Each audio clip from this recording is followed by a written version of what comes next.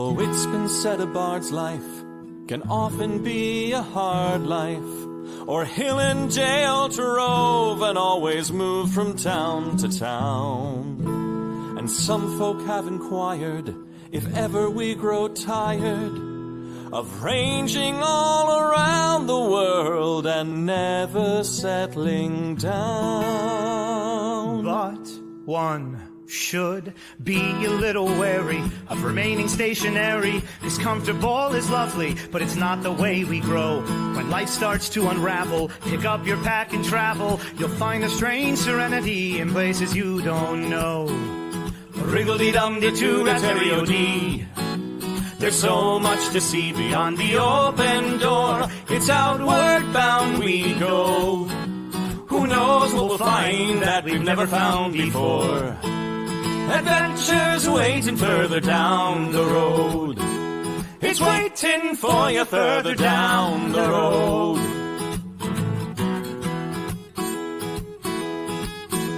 You've got no map for showing which direction you are going. But why start on a journey if you know where it will end? And once you recognize, to anticipate surprise, you'll relish every twist and turn that lies around the bend.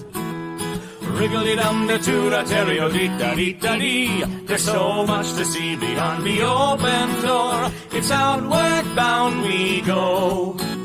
Who knows what we'll find that we've never found before. Adventures waiting further down the road. It's waiting for you further down the road. Lie-da-lie-da-lie-da-lie-da-lie. Lie-da-lie-da-lie-da-lie. Lie-da-da-lie-da-lie-da-lie-da-lie. La-da-da-lie-da-lie-da-lie. La-da-da-lie-da-lie-da-lie. The world has got its demons. There are many reasons why you'd find it harder to be brave than be afraid. But every life could use some danger. Every friend was once a stranger. Ships are safe in harbor, but that's not why ships are made. Wriggle-dee-dum-dee-too-da-terry-o-dee-da-dee. A fwit-da-dee-da-dee. There's so much to see beyond the open door. It's outward bound we go. Who knows what we'll find that we've never found before. Adventures waiting further down the road. It's waiting for you further down the road. Lie-da-lie-da-lie-da-lie-da-lie. Lie-da-lie-da-lie-da-lie. Lie-da-lie-da-lie-da-lie-da-lie. Da-da-da-da-da-da-da-da-da. Adventures waiting further down the road. Let's go! Lie-da-lie-da-lie-da-lie-da-lie. Lie-da-lie-da-lie-da-lie. Lie-da-lie-da-lie-da-lie-da-lie. Da-da-da-da-da-da-da-da-da. La-da-da-da-da-da-da-da-da.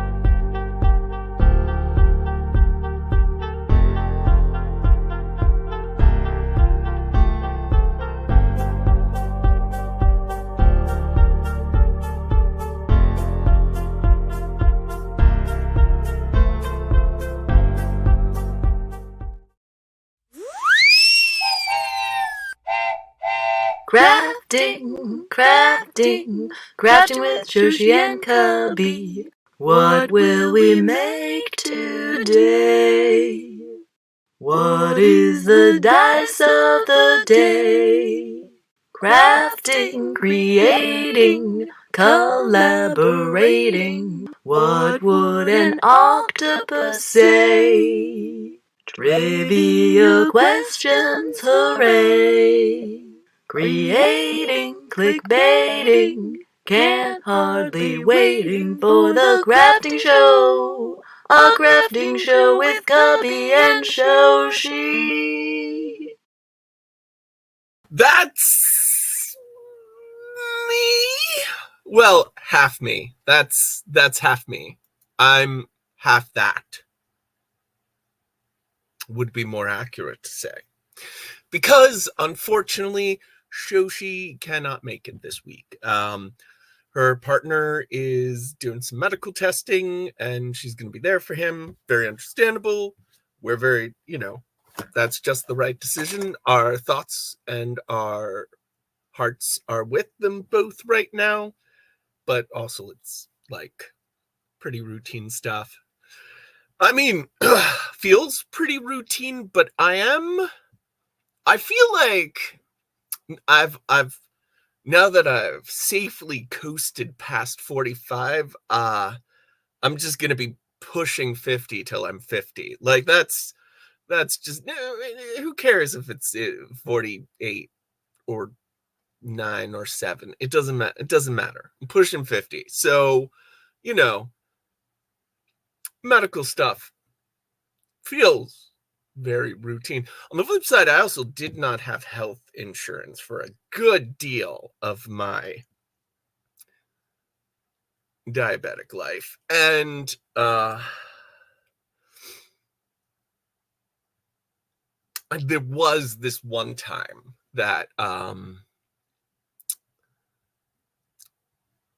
spent a month in the hospital because I got a blood clot. And they couldn't figure out what was wrong. Took them weeks. That was, I mean, pretty chill for the most part. I did not have a lot of energy. I guess that's on me. So I guess I didn't really enjoy all of the amenities. I stopped eating for a while. I was very thin after that. That's actually the only time in my life I was slim.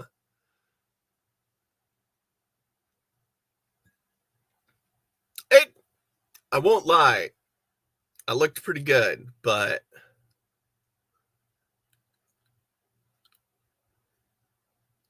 not good enough that it's worth effort. Like, I'm not gonna starve myself for that. But a large part of that is, I have a good beard. And that, like, I feel like, I'm like, I like my beard. I think it's a really good beard. I've clearly grown it enough where I'm saying to the world, don't stress about the face. Like, just the ornamentation. Like, just, I'm accessorizing it well. Don't even fret. Don't even fret about the upper half. I mean, the heart glasses probably don't help. Also, I just realized I have not looked at chat. Sometimes, well, unconsciously, when Shoshi's here, I think mostly unconsciously, we banter a bit. I let maybe some discussions start up without us noticing and see if there's something, good that just shapes on its own. So it usually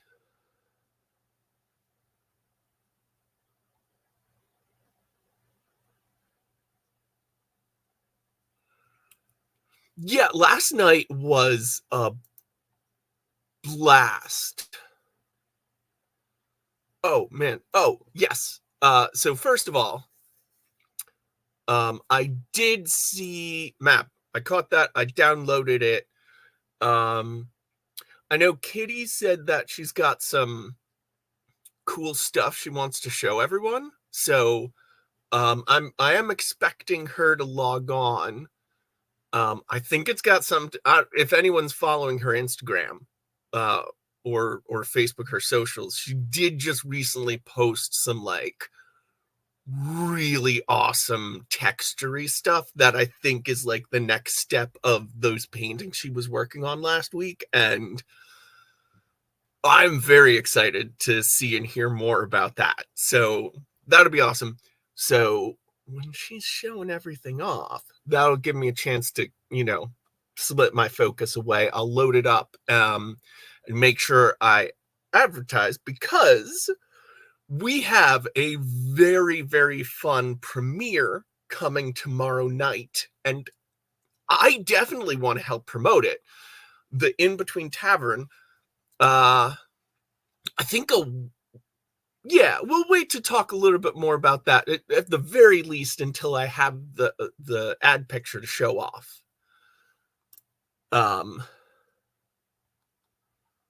So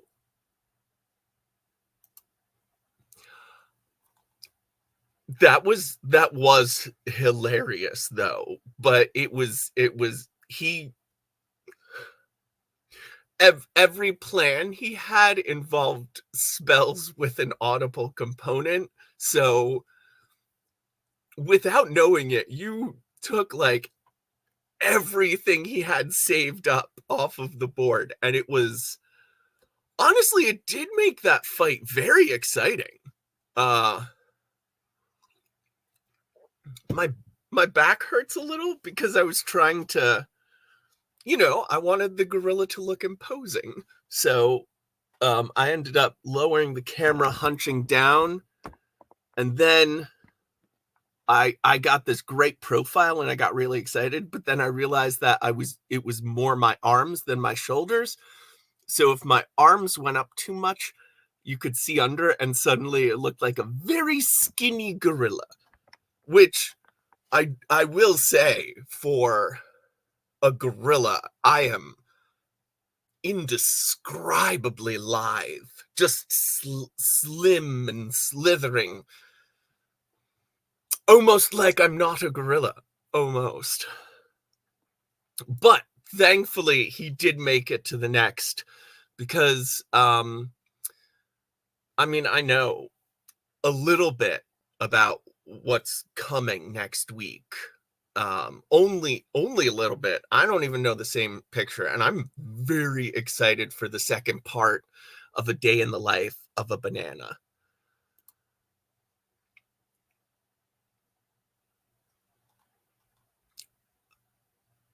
I will say, I've never been one to give up on a character. I will totally appear as the gorilla again. If the people demand it, after all, I must.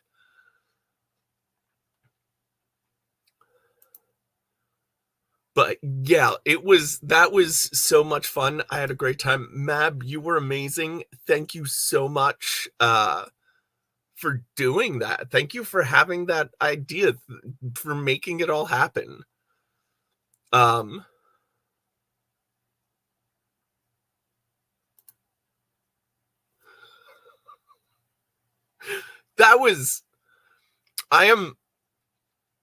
did expect those characters to last a little longer. But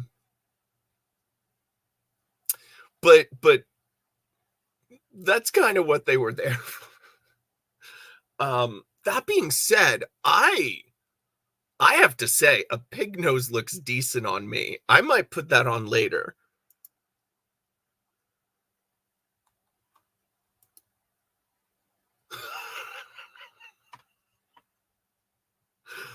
I feel like the banana assassin could absolutely get away from that, but it also would have been really amazing if the end of the banana assassin was just a really, really lucky chance that was gifted from on high to an absolutely annoying pig-faced child. Which, that's not an insult, really, because he did have a pig face. Oh, but thank you.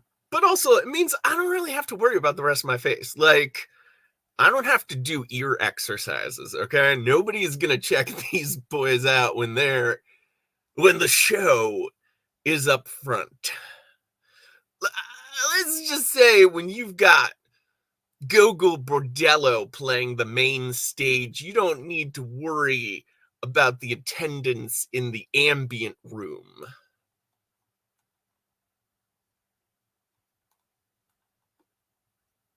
Okay, sorry. I need to read some comments for a second because I've gotten behind.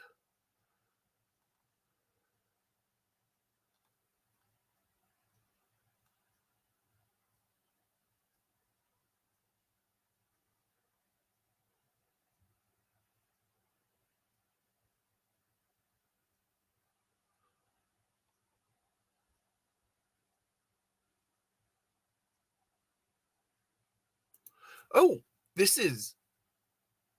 Oh. I am so glad to hear you will not be choking on your own spit, but also good luck.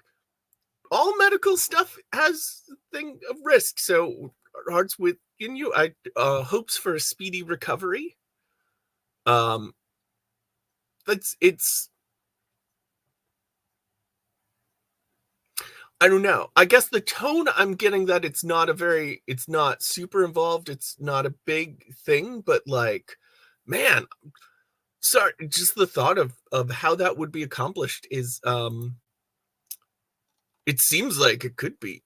I'm definitely not going to ask you to explain the procedure over chat, but that is kind of fascinating, and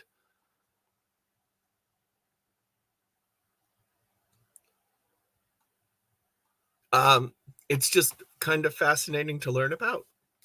Sorry if that was a weird reaction. I guess that's the neurodivergence popping up. Oh, sorry about that. But my main reasoning really was that I didn't really have a good rat costume and I didn't know how to do pigeon wings, so I thought a close-up would help.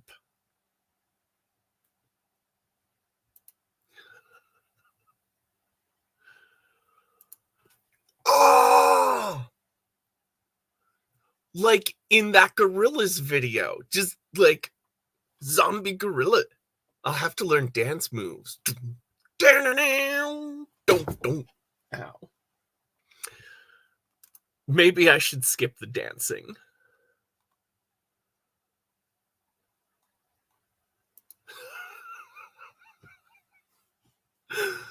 That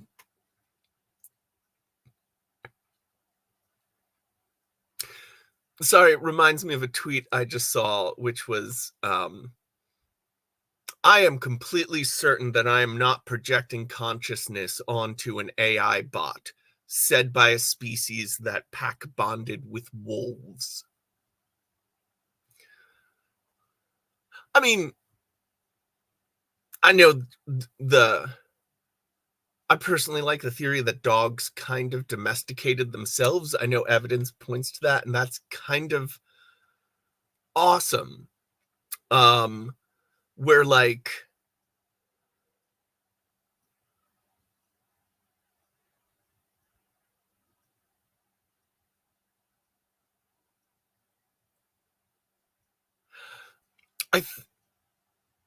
it almost feels like there is a limit to how much docility or domestication you can force onto an animal. I don't know if it's a comfort. It's a pleasant thought to me that the species we domesticated, we did so consentingly, basically. Because also I recently saw some news reports that foxes might be doing that now. They seem to be steadily growing more comfortable with human presence and interaction. And it seems like we are in this modern time witnessing consensual domestication. Like this is perhaps how it works. But also, yeah, humans love anything. We love the human ability to love is wonderful. There's so many things to be frustrated about with our species, but the ability to love is definitely something we got right.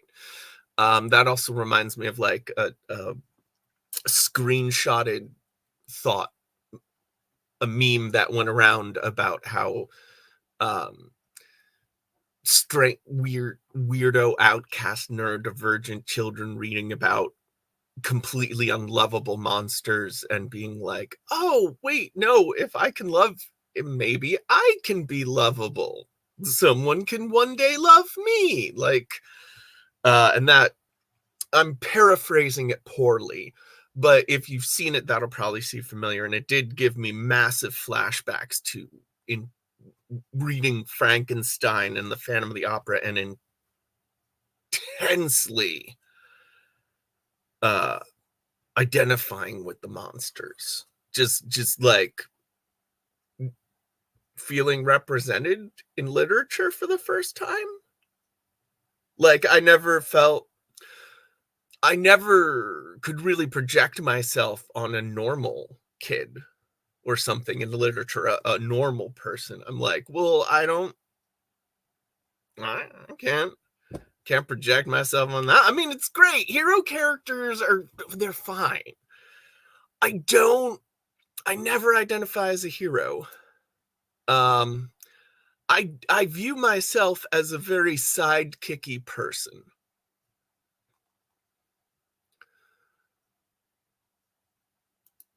Yeah, but it's still a dog.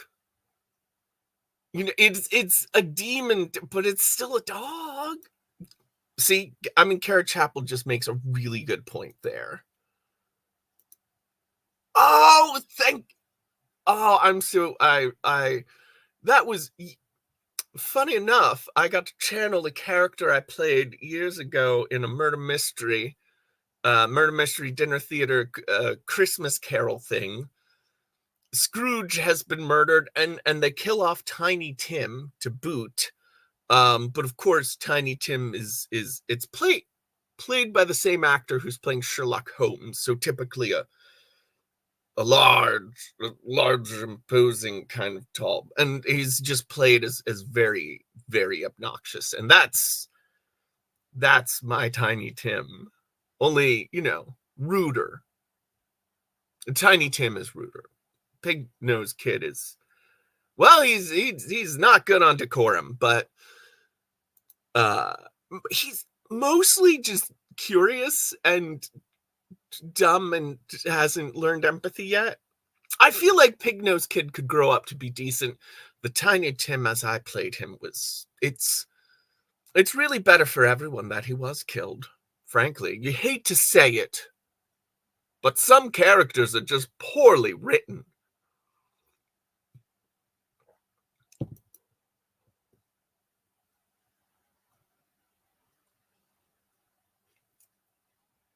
That's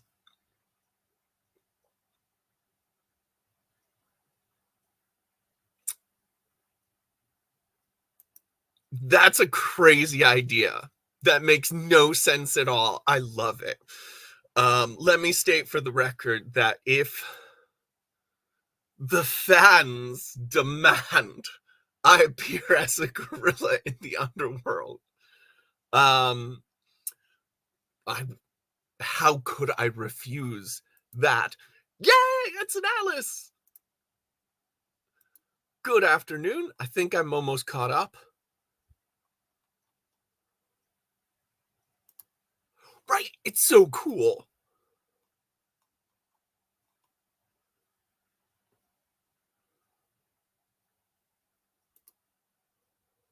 Ooh, I love the drama.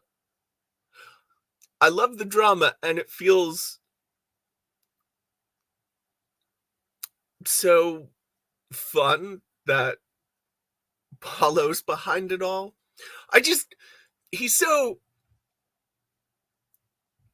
Paulo exudes a lot of good energy and love. He kind of shines with love a little bit. a little bit. Like I'm afraid of saying that I think he's a very charming and welcoming man. No, don't tell him I said that. To be fair, in my neck of the country in Philadelphia, we don't compliment each other to our faces ever. We insult each other, and that means we like you. There's a great quote, which is, it's impossible to insult anyone in Philadelphia because they'll either take it as a compliment or as an invitation to fight you, which they will also take as a compliment. Yeah, just don't show up with no hitchbots. I got to work on my Philly accent. I got to get a good twangy. I got a friend I've been meaning to hit up. He's done some masters acting and has a really good on command Philly accent. So like, I'm hoping we can hang out and he can give me some pointers sometime. I'm bad as a friend. I'm very bad as a friend. I don't think the future's not real to me. So I have trouble thinking ahead, planning things out. I think of people. I always feel love, but also if I'm not, I forget. It's like even when I'm not in hyper focus, I'm a little hyper focus. Like just whatever I'm doing is the only thing, and everything goes to the side. So I forget about everyone a lot, just because I'm like staring intently at paper dice or something, or plastic dice in general. I've lost a lot of time just staring to dice. It's a wonderful activity. One of my favorite things to do is just to hold out. We can do a quick dice of the day real quick, because I just I've been wonderfully fascinated by these dice. Yeah, thank you. As I don't even finish that thought so that I can show you all this bright shiny that just appeared. I mean, it was always there, but I became aware of it, and now it's the only thing that matters. So I feel like I've made my point as to why I'm a bad friend. But I'm really bad at communication. Like the act of typing out messages and thinking in terms of communication it's very tiring. And some days I just can't do it. So, I don't know.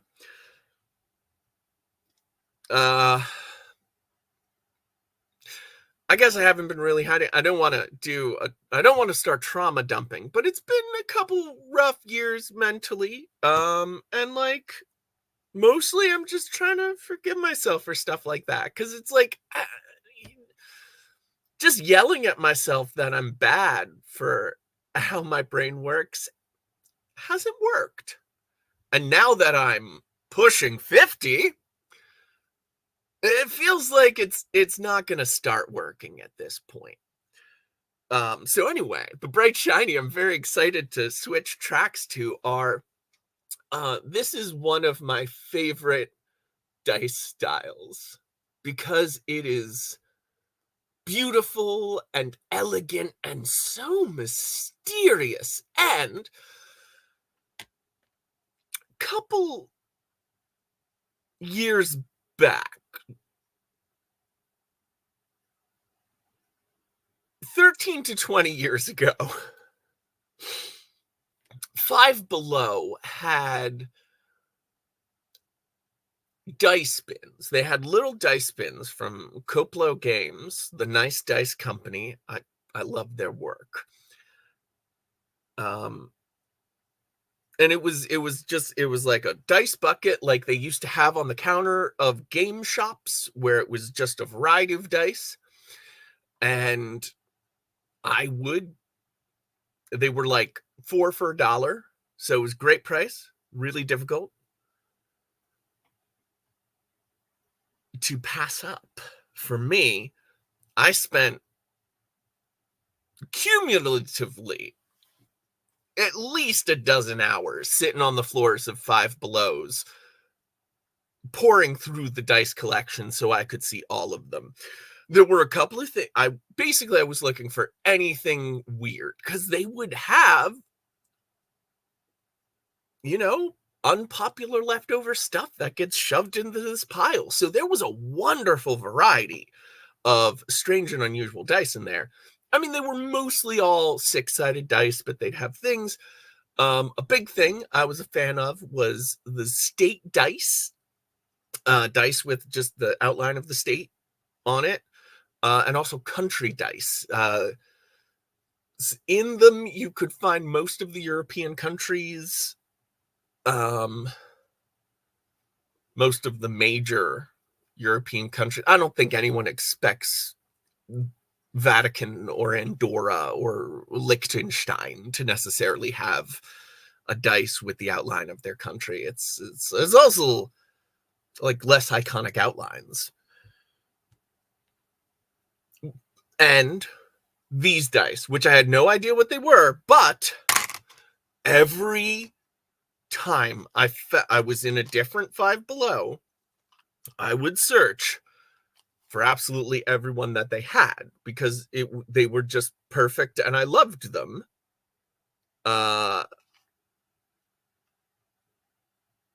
And so I just kept collecting them. And honestly, pretty much anytime I put together a set of dice for a game, I will throw either 2 or 5 of these along, just so they're there, so I can have them, I can look at them, and like, they're also a comforting thing to roll, because you're not...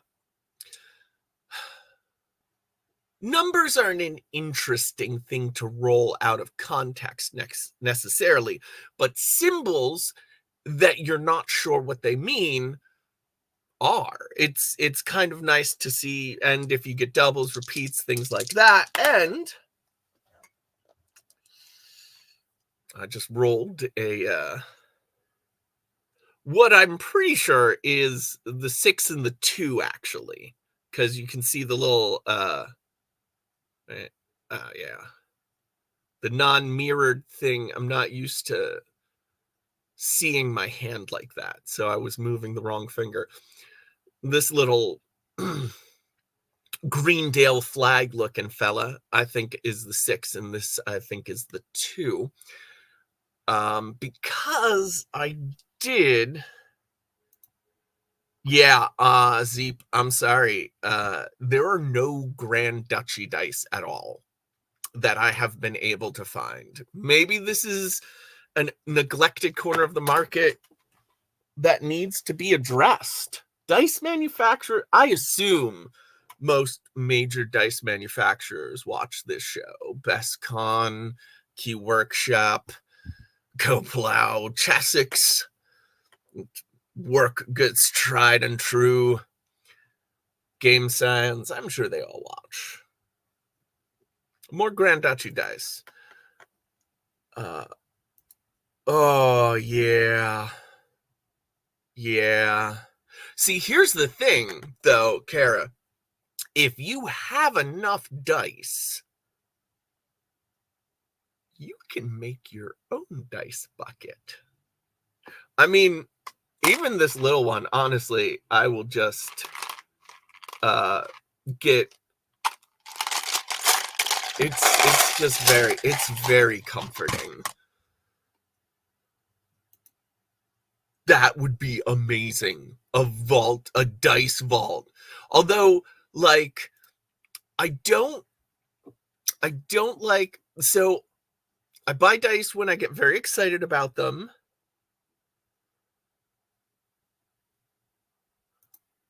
Yeah, see, that's the thing. Well, it's kind of funny. My favorite dice, like, I realize what I do with them more than roll, more than thing, is just take them out, admiring them, and arrange them in different little sets. That might be my most most autistic coded trait is that I like to take dice out and arrange them and just stare at them quietly for sometimes hours. To be fair, though, there are a lot of really beautiful arrangements and groupings that you can make out of alphabet dice in particular. That's why they're just one of my faves. But I will say about having that much dice, I don't want that many dice. Like, I see the appeal of getting like the pound of dice, things like that. But mostly I don't like,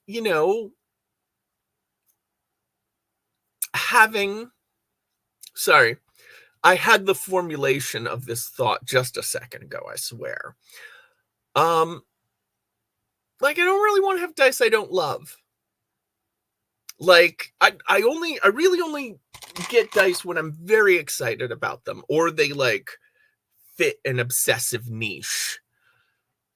But if they fit an obsessive niche, then kind of by default, I'm very excited to find a new entry into that category. So I only buy dice when I'm very excited by them. And like when I was first collecting dice, I gotta say, in the 1990s, early 1990s, there were not a lot of weird dice out there. There were. I didn't know where to look for them. I might have gotten a little bit more into like weird classic dice games kind of thing. I don't know. Like, I knew they were out there now, but they were harder to find, but I would always pour through dice bins just to find anything very interesting and pleasant. And a couple of times I would just buy dice sets because I thought it was an interesting approach. And I haven't liked those sets as much. Quite a few of them I've given away to friends who it was their first time gaming, which is great. It is also wonderful to have dice sets to give and dice to give. Which, yeah. Although the flip side is you can also, like, if I got like a pound of dice, I could then just I'd sort through, and any dice that I found very exciting or that fit a niche or something, they would go into those respective organizations. Very loosely used, the word organization.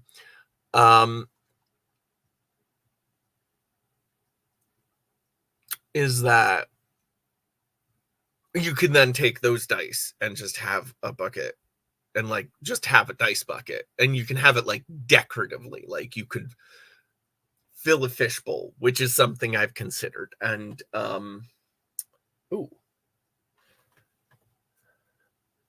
I should show you all the lamp I have over there, and I think I can do that.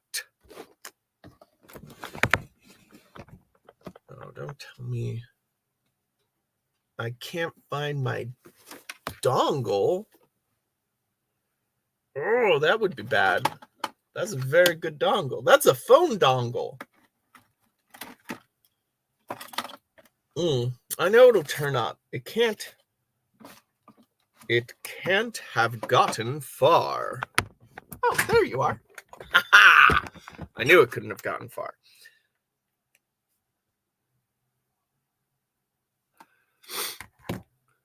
Sorry, I am going somewhere with this. Literally, though. Oh, speaking of going somewhere, I never finished that about the story of dice. Oh, but there is using dice decoratively, so I guess ultimately there is still a place to have just vast assortments of dice that don't directly thing. Oh my goodness, I am a dice enabler.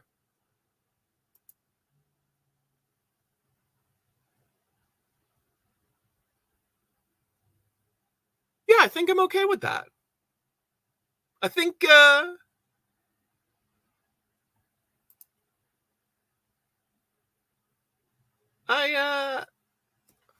think I'm okay with that.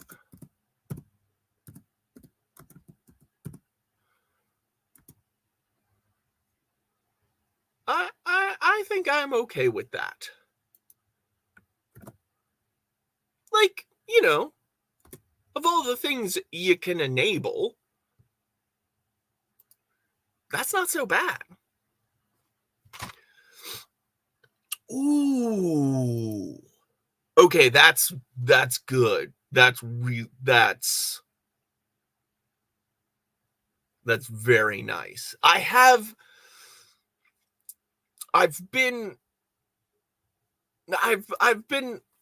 never found a full dice thing, but I tend to break it up into sub collections, and then the sub collections sometimes don't even live that close to each other. The alphabet dice I like to keep near the bed because that's where I like to spread them out.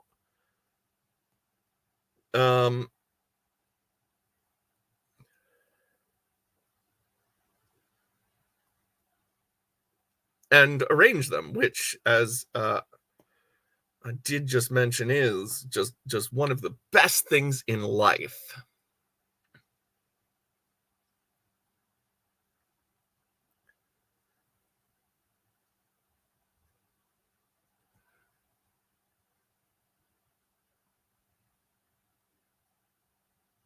Okay, so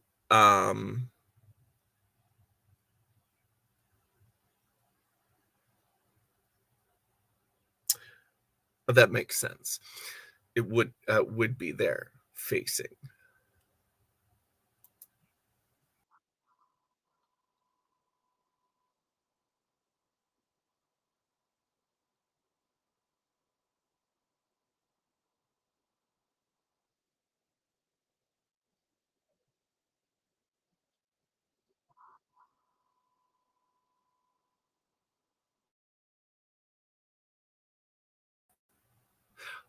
I think I'm just gonna.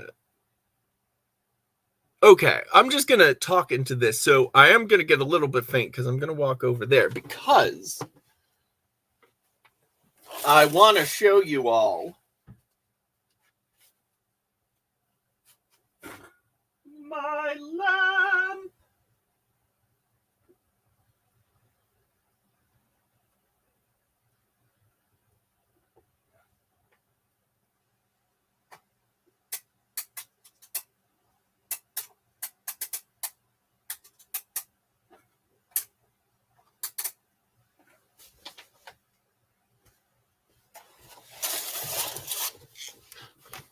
Oh, I tried to cover it up just so it would not really show anything, and it just showed a weird, crazy close-up of my shirt. So lesson learned there. But that is my very cool lamp that I made when place I was working basically found some old gumball candy machines in the back, and they had absolutely no use for them. So I grabbed one and I was like, this will make a great lamp. Took me forever to get to it, but eventually, which is probably the best, because originally I was just going to use glass marbles, which would have looked cool, but like, then I thought of clear dice, and I liked that idea a lot more, obviously, because that's when I went. But I knew I wanted the turn thing to be the knob, so that was fun to figure out. I have friends with, like, they've posted pictures. They have the gumball with the dice that you can get. That's kind of fun, but like, I don't know. I don't host games that much. I never did. So that's a much more social accoutrement than really have ever fit my lifestyle. Yeah, they pop up sometimes. But like, I mean, I thought about just keeping the mechanism and seeing, but I was like, no, lamp.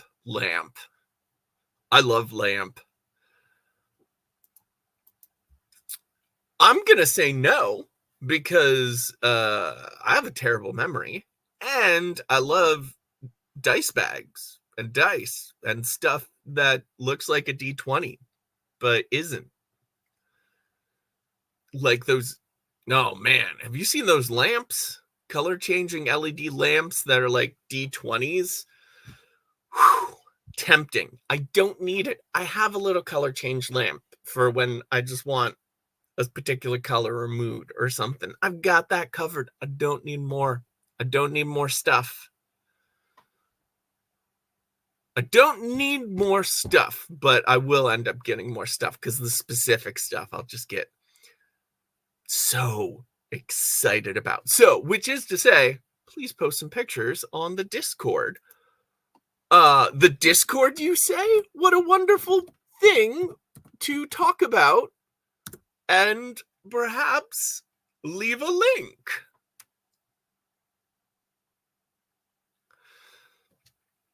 But yes.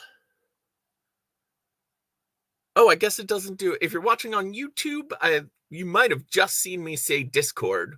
But on Twitch, it gives a little link, the Nightbot. I guess, yeah, that is a Twitch thing. So what I was saying about these dice so very long ago was that, I don't even know if it's still online, but I used to spend a lot of time flipping through what this online dictionary of symbols, where you could look at different, like, trifoils, fleur-de-lis, things, and it would have entries about the history of the symbolism. And it had a function where you could look things up by their shape, which was a little difficult to use because you had to describe the shape accurately. After, look, if you can't find an elegant solution, brute force will always accomplish it. So you just keep trying. And eventually I found out that what links symbols like this together is planetary conjunctions. So these aren't numbers as much as they are degrees. Like, this is a quadrary conjunction or a 90 degree. This is, I think, a 30 degree. This is like a 2-part conjunction. I forget the exact meaning of it, mostly because it was like, I couldn't really think of a way to use that information at the time. I have been thinking I should look that up again, get some nice things, and maybe just print out a little slip of paper to keep with these. So if I'm ever like, oh, what was the deal with these again? I can just look it up, look, unfold it, because, that's how things usually come packaged. And a thought I've had with that is I do have a solar system and zodiac dice, which are a pretty popular subcategory. You can find some nice variations of those. But they're usually they're in a set of 3 matching dice, one with the 3 dodecahedrons. So 3 12-sided dice. One of them having the 12 zodiac signs. The other one having 12 planetary symbols using the alchemical. I like saying alchemaic just because I like the sound of it. Alchemical, because like, I get that we have alchemical works because we recognize that, but it's not alchemy, it's alchemy. So alchemical is, I know it's not right, but it's also like, I don't pronounce quixotic. It always feels weird to say quixotic. Because I'm so used to seeing Quixote and recognizing that as Quixote. So it feels like it should be Quixotic. You know, but I guess it would be more accurate to say Quixote-esque. Oh man, what a wonderfully pretentious word, Quixote-esque. Also, I do find it kind of funny where if you say quixotic, it's almost like chaotic, which is often the result of acting quixotically. Words are just so much fun. So the alchemic symbols for the day. It's not an astrological approach. So it's the sun and the moon are given equal weight to Mercury, Venus, Mars, and of course these symbols were thought up long before Pluto or Neptune were discovered. So I think it ends with either Jupiter or Saturn.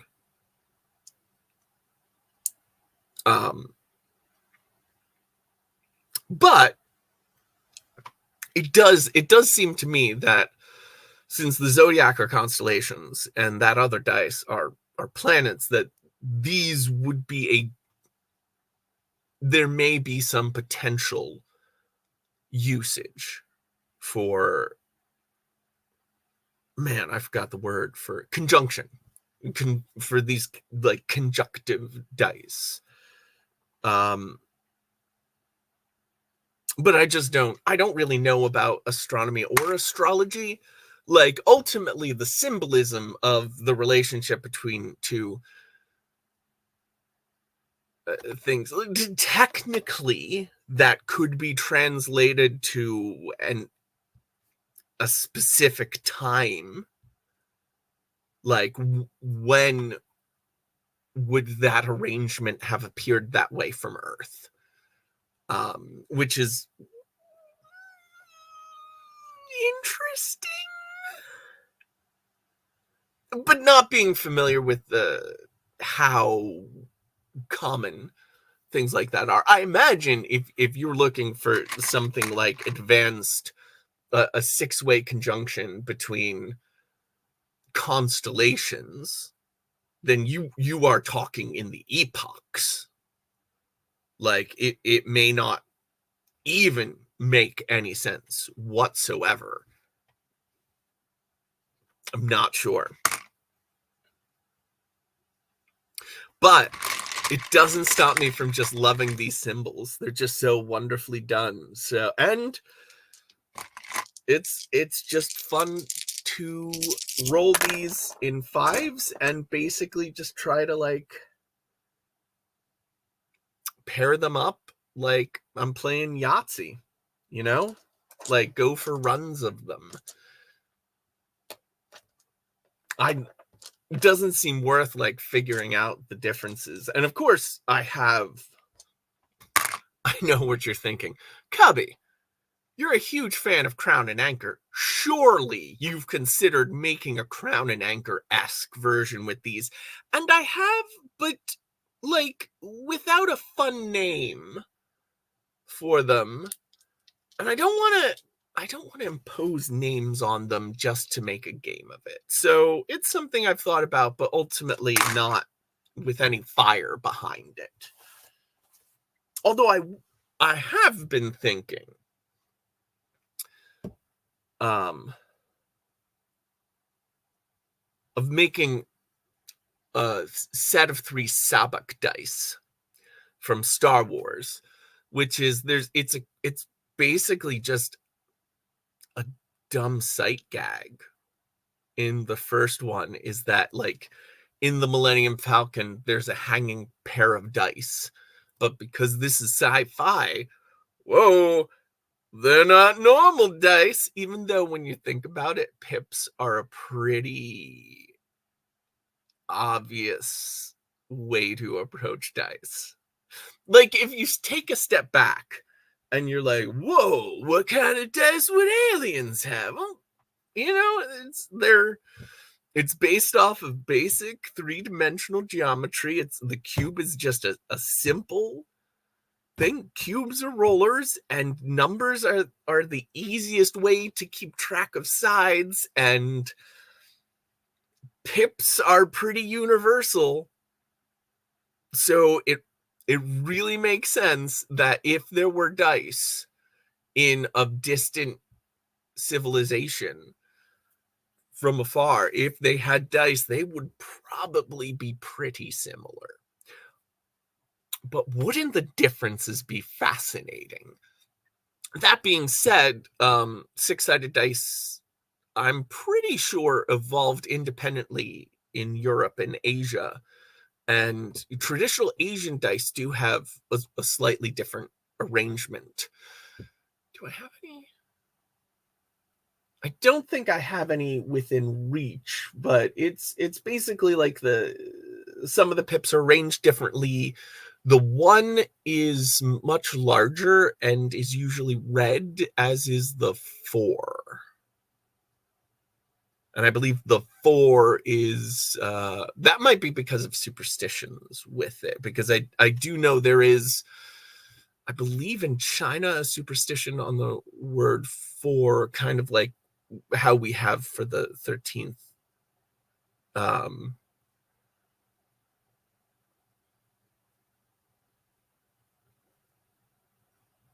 For the number 13.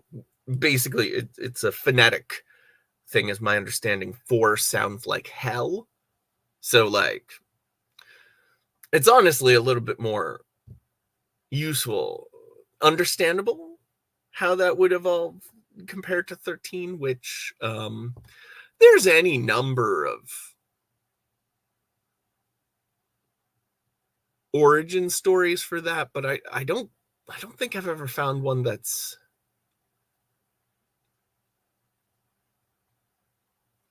actually convincing. It's usually like, okay, that is also something with 13, but it kind of feels like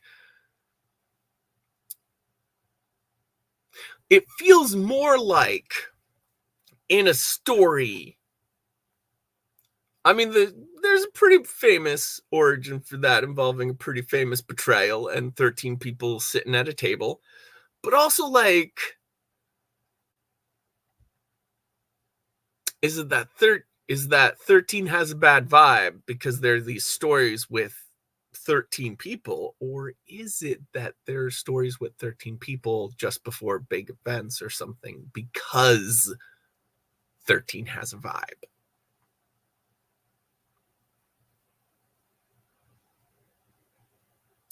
It's like, honestly, there's something that clicked really hard about Pirates and Eye Patches a few years ago.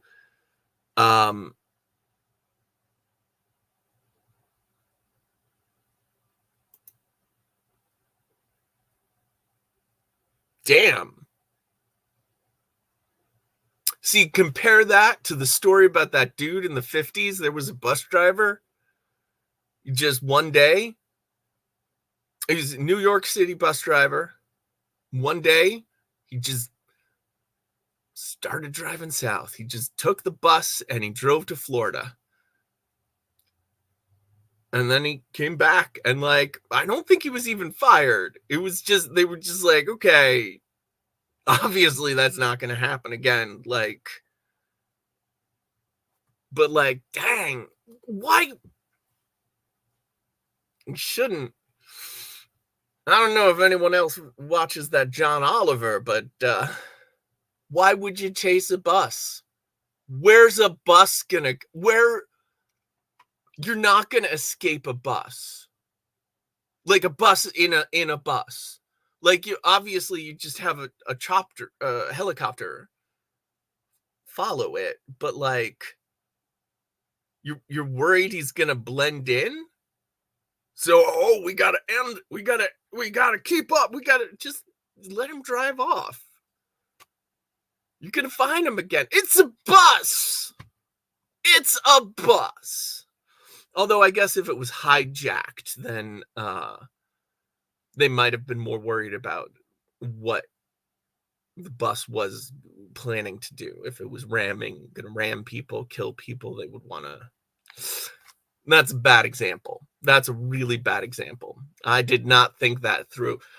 Honestly, just one more reason I'm glad I never went into like the law enforcement world. That, and I'm very averse to harming people after. And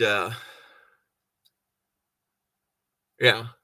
Oh man, I'd be so bad at that.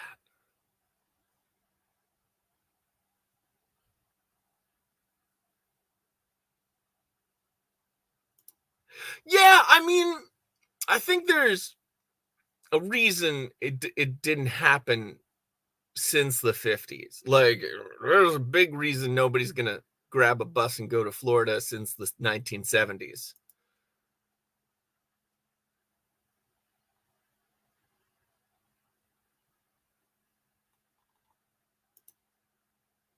You know what? That makes sense, because they also, it's a twofold where one, it's got to take a lot of fuel to keep it running, and two, it's not a vehicle you can really just have stop to gas up a lot, you know? You want a long. I mean, that also makes sense. Like, I would assume city buses would be designed so that they could make it through a day without needing thing, and then like you don't really want more capacity than that. That's ideal. Clearly. So I am wearing a jaunty hat today, I will say. I grabbed this to be the pig face boy. Like most people, I have a huge assortment of hats. I think we all love looking through hat sales and hats that are on clearance, stuff like that. And if we see a fun hat style that we know complements us in a great pattern, a great color, who can resist? So I've had this for a real long time, and I will say, like, there are a couple of times I sold it short because whatever, it's because it's a Robin Hood style hat. It's a thing. It's made out of leather, which is very cool, but like, I now realize that's an unusual choice, and it's kind of small on me. Like, an actual hat, like it's not. This isn't really gonna block any sun from my eyes, you know. But it's fun. What a great hat to slap on and go have a beer at the Renaissance Festival, which I did just miss the last weekend of New Jersey Renaissance Festival. I wish I could have made it out. I've been tired lately, and honestly, just doing really any kind of full day activities has been, and even thinking about it has been tiring. So I know I would have seen a lot of awesome people there. I would have actually gotten to meet Soft Autumn Ingenue in person. I think. I know she made it down at least there. I can't remember if she worked it, if she's a cast member or not. I think she is. She does a lot of stuff with them. I don't know that much about anything, about anyone on the channel, really. I always forget that, because I get people become familiar to me, and then I forget that. Sorry, the wave in my beard feels like it's odd. There we go. I I forget that I don't actually know anything about most of the people that feel very familiar to me. Like, I know their vibe, their personality. I know things about, but I don't really learn anyone's history anymore. It's tough to remember. I have a bad memory, and I always feel bad asking people about things knowing that there's a good chance it's just not going to make it into my long-term memory.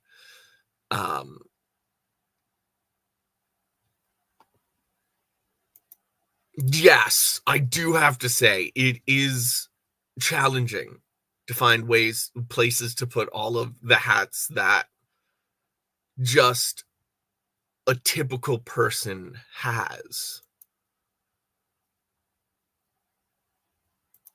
Ooh.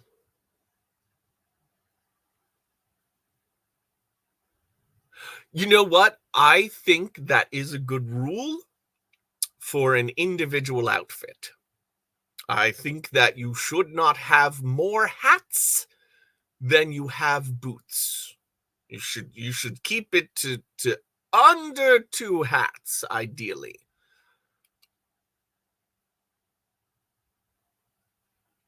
Oh, 2 hats is fine.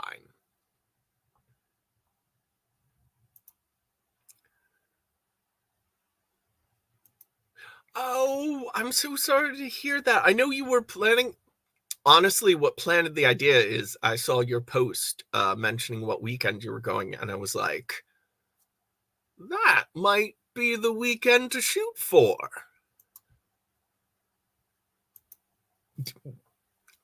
Particularly because you had responded, Mab, and you were saying you were thinking about going that weekend, but work is work, and I understand. And I have friends in the DC. I went to school in Southern Maryland, so I've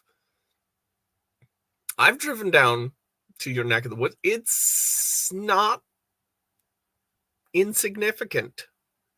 You can do it for a day trip, but it is a long, tough day, you know? Like,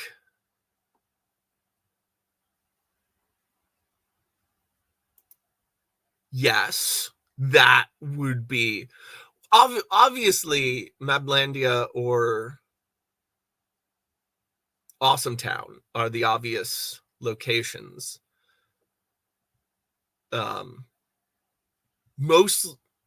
Firstly, because both locations are known for their excellent hosting and excellent hosts, but also those are pretty much the most central, I think. Like, I mean, Mablandia feels the most central to me, but that's because it's kind of halfway between, kind of in like the way Sesame Street is halfway between Baltimore and New York. I think it's Baltimore.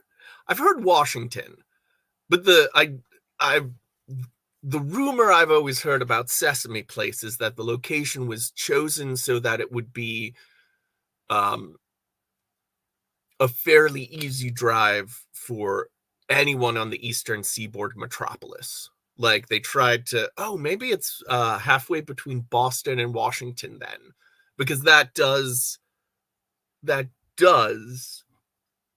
kind of make it the center point of the Eastern Seaboard metropolis.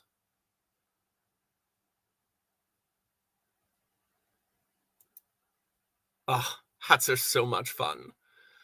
I mean, I just love them. Plus, I generally don't know what to do with my hair.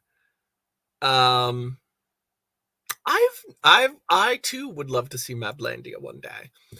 And hats just mean you don't have to decide. It's like a beard for your hair.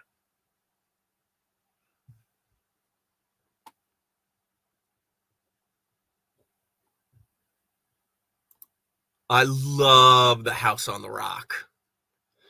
I went there. I did maybe the only real road trip I've ever done is a friend of mine. I was feeling heartbroken, and it was a birthday, and he was like, we're going on a road trip. Where are we going? And I had recently started becoming obsessed with the House on the Rock, so of course I wanted to see it.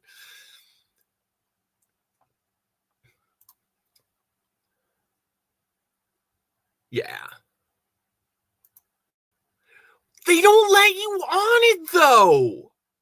What's the point of having the biggest carousel in the world if you can't ride it at all?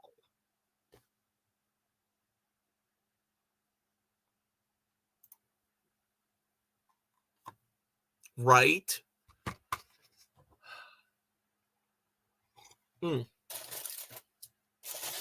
I made some mini corn dogs so I would have a snack, and then I forgot about them.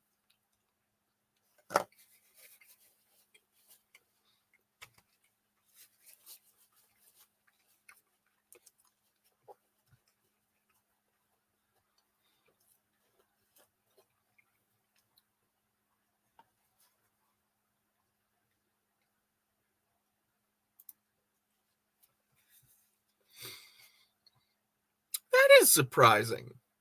I mean, especially when you know Philadelphia was one of the first places to ever have a science fiction convention. It was a writers' convention, I think early 20th century. So, like, Philly's got a strong geeky heritage, but I guess you don't really think about north of Philly as much when you're thinking Philadelphia area. I blame Oaks for that. The Philadelphia Convention Center. So there is a convention center in Center City, Philadelphia. I think that's like the Philadelphia Convention Center, and then the other one, which is in Oaks, which is almost an hour. It's as far outside Center City as Lancaster is. Not Lancaster. Langhorne, where Sesame's place is. That, like, it's really as much in Philly as Oaks is. Actually, I'm gonna say maybe significantly closer, because North Philly always goes farther north than I think it does. So Langhorne is probably closer to Philadelphia city limits than Oaks is, but because they call themselves the Philadelphia Expo Center.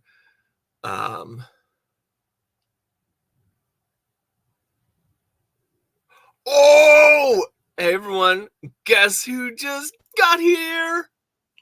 Oh, Hi, everybody. No, I did not notice that you were taking a drink. No, I had time to not take the sip. I just went with it because I'm an asshole. Perfect choice then. Yeah. One of my favorite things to do is comedy eating when it's the most inappropriate time. I love. Like, here's a good example. Okay, this is what I was thinking of. My camera's all over the place because I was a puppet last night. Wait, that was you? Oh, no, I was a different puppet. I was doing something else. How do I not cut my head off? That makes sense. There we go. Okay, so actually, Kitty. Yeah. It is a very believable excuse that you were busy doing another puppetry somewhere else. Oh, that reminds me. I was supposed to make a puppet video while I had my stuff all set up in puppet mode, but I guess that'll be tomorrow. I mean, next week. Okay, so I'm going to try and explain this because it's a great example of comedy eating. Are you familiar with Penn and Teller's Fool Us? Yes, in that I have friends who've been on it. Me too. Yeah. So a very funny magician known as Piff the Magic Dragon. He's great. And I don't speak highly of magicians. So I've seen his act. yeah. So Yeah. I don't speak highly of magicians. So if I say one is good, I mean it. So he was on Penn and Teller's Fool Us, and then and he's just got a very dry, I'm better than you, but I'm dressed like a big fucking dragon, so you can't take that seriously. Like he's very British. And Penn and Teller, the camera cuts to Penn and Teller, and they start talking about his performance. They're getting ready to go into the whole thing. They cut back to him, and he's just slowly opening a banana, takes a bite out of it. He finishes the banana while they're talking to him. And then the host of the show, whose name I can't remember, he just hands him the banana peel. Nice. It was so good. Fucking love that guy. I got to talk to him on the phone once. Ooh. Yeah. That's pretty cool. Because my one-time magic partner who still does magic, he was at some kind of convention with him and called me up and was like, here, I want you to talk to somebody. It was nice. That's very cool. Want to see a thing? Yes. Does this have anything to do with some of the... Oh, wait, no, this is very different. This is different. This is a cousin, a sister to it. We got... You can't see the shininess of the green that's under here, but it's a really good green. And then I've got fuzzy, and then this is UV painted, and it's got little divots in the top, and I'm going to put some pretty things with resin in there. And then, I don't know, I might put some more rhinestones on this somewhere, but yeah, I have gotten into textiles and sculptures and making clay and fabric and rhinestones work together. I think it's because since I don't make burlesque costumes anymore, I've got all of this place to put beautiful little things, and now I'm finally figuring out where to put them. I mean, I've been doing that with all of my art endeavors, but this one feels really exciting. That's awesome. And yeah, I can imagine not making burlesque costumes would free up a lot of space. Yeah, except I still have all the stuff.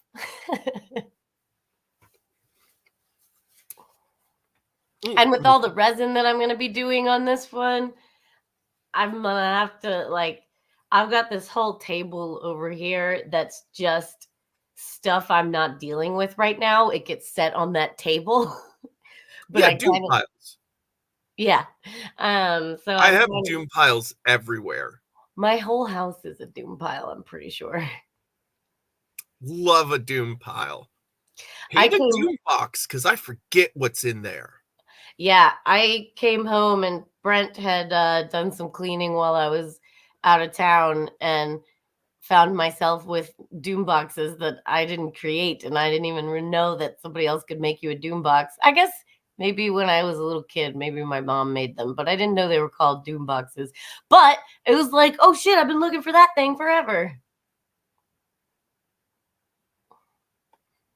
That's, yeah, because if it ends up in a doom box, you can lose it for so long. Yeah, but it doesn't go away. Also, I have to agree,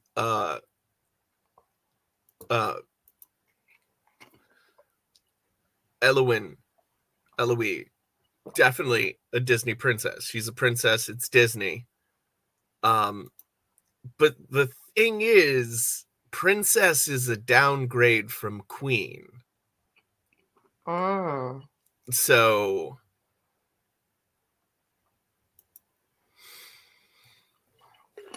you guys were talking about princesses and shit? I wasn't until just now, but there was some really good points I wanted to highlight. I don't know that Yep. name. Eilonwy. Eilonwy? I believe she's the princess in the Dark Cauldron, Black Cauldron. Oh, wow. I haven't watched that in a long time. It is kind of meh. Yeah. It's an interesting story because like there's a reason why it's meh. It actually like I would love to have seen the version the animators wanted to make before the CEO demanded cuts. Did you do you know what Disney princess you are? I was gonna ask a different question, but then I forgot what it was, so I asked that one. No, that's a good question, and also I want to hear the question if it pops back in. We need to get the chat in on this. Which Disney princesses are Cubby and I? I'll tell you the one that kind of is the vote I've heard from others, and I'm like, yeah, that's me. Do you want to save that because you don't want to plant the idea? You want to? Oh, yeah. Let's let that one. What is the word? Simmer. I almost said murmur, and then I said mingle. Simmer. Honestly, when you go to mingle and the murmur, like that's the party simmering. Yeah, so it all makes sense. And there's lots of M's. It's very connected. I totally see where that came. All right, chat. You're gonna determine which Disney princesses Cubby and I are, and then I'll give you the one that I agree with the most.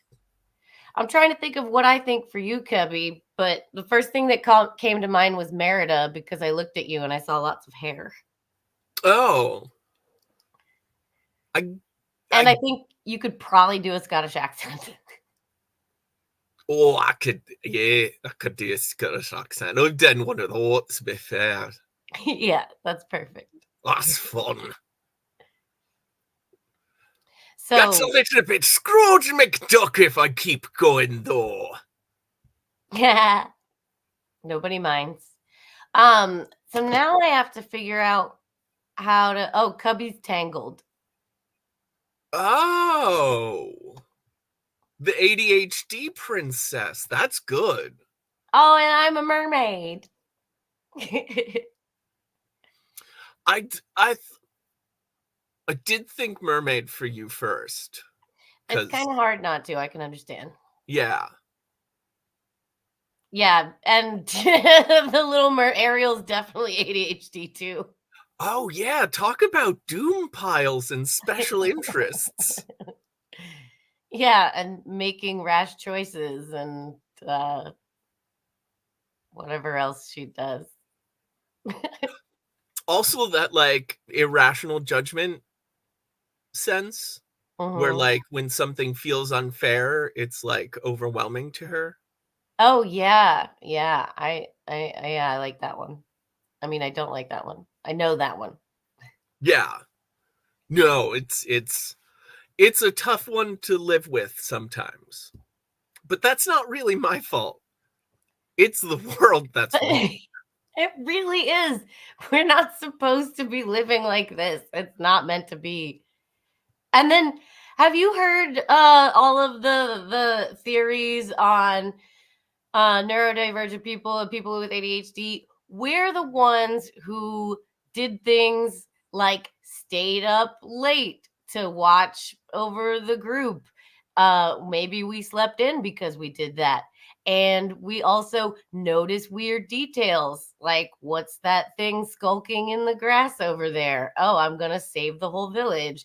Like, oh, I'm going to tinker around with this rock until suddenly, oh, it's a weapon. I was just fidgeting and now it's a wheel. Oh my God. See what it's, yeah. And then now we live in this stupid 9 to 5 world, and it's like that's the people in the tribe that I was never meant to be. Don't make me live like one. But also, yeah, it's see, I agree with that, but I also feel like it doesn't go far enough because yes, it's like there are all of these roles that are crucial, that neurodivergence gives you a huge advantage for, but also like, where do you think the shamanic tradition started? You talk to the weird guy when weird stuff starts happening. Like, can you think of any cultural innovation that a neurotypical would make? Like, we've done everything. We've made everything because you don't. You can don't only create, fix what you see as broken. and there's no innovation there unless you're creative and weird and want to play with shit. Yeah. Do And you think innovation theater is- happened because neurotypicals were like, I have to step forward from the dithyramb.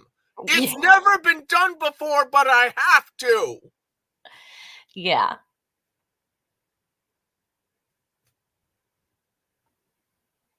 Convenience fee. Yeah. Yeah, neurotypical innovation is, well, what's something we're doing for free and how can we charge for it? Neurotypical innovation is everything else. Nailed it. Yeah, because sorry, I find it so frustrating because this brings me up why I hate eugenics so much. I know there's so many reasons to hate eugenics. But the biggest one is just how much it ignores what humans do well. It's how we got here. It's how any of us got here. Like we would just Cooperatively. be ooze in a puddle. Yeah, but like our superpower is cooperation. We don't need Ubermensch. We just need a small group of people that get along will outperform any team that's hastily assembled. Any Mhm. team that doesn't get along. Yeah, we all found this out in school. Yeah, and diversity just means you get more viewpoints. Yeah. Everybody, yeah. Come on, man. Why do we have to explain this shit? We're preaching to the choir. Yeah. Well, does anybody else have any input on what Disney princesses Cubby and I are? Otherwise, I want to throw out the one that I think is appropriate for me, even though it's kind of cheating. I don't think it's cheating. Well, this one isn't technically a princess, but it is a main character. Oh, that's how you meant cheating. Yeah. Oh, okay. Oh, that's No. fine. I love cheating. I had Cheating? not. Oh, yeah. What is cheating but an innovation in gameplay? I could have easily used the word innovation instead of cheating. I just used cheating because it sounds sassier. That's true. It's very cheeky of you. Yeah. So when I had not seen the movie until years later, but it always stuck with me that I said Merida Toozy. Stitch. Oh. From Lilo and Stitch, the little alien. Yeah, I was gonna say self-image is a tie between Lilo and Stitch. We can both be aliens. But then Mab said Tangled, and I really did love that one because I do constantly get excited about projects and run around. She's much more organized than I am, but it's also the same way that I see myself a lot in the main character of Miraculous, The Tales of Ladybug and Cat Noir, because I feel that Marinette is very autistic coded. Yeah. I think a lot of them are because yeah, why make a movie about regular people? Well, it's easier to make movies about regular people because they don't understand anything they tell each other directly. Oh my god, it's true. That's how plots work for like 90% of movies out there. Kind of. Thank you, because that was about Marinette. And I'm obsessed with Miraculous. I love that show so much. And it feels weird for me to say that as a grown-ass adult, but I got to tell you, it is just a great show. Yes, I'm Dr. Andy. I'm all about Space Princess. My first Monica was Space Hooker Speaker Slut. Wait, did I just have a aneurysm? Space moniker I really liked was Space Hooker Pizza Slut. Oh, until the pizza, I thought it was a Firefly reference. Yeah. Yeah, Space Princesses are the best. Oh, there's a song that I found recently called Space Girl. And it's just the cutest song, and the video is really sweet.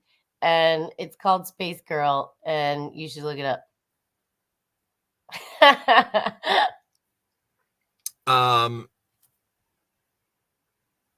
It's really good. The most recent, the show just keeps getting better and better every season. What show? Miraculous. Oh, I have not watched it. I like it. It's basically a gender flipped Superman, Black Cat, love triangle duo where she's in love with his secret identity and he's in love with her superhero. So they never are quite on the same level. So like when they're in superhero mode, he's all over her, and when they're not in superhero mode, she's obsessed with him.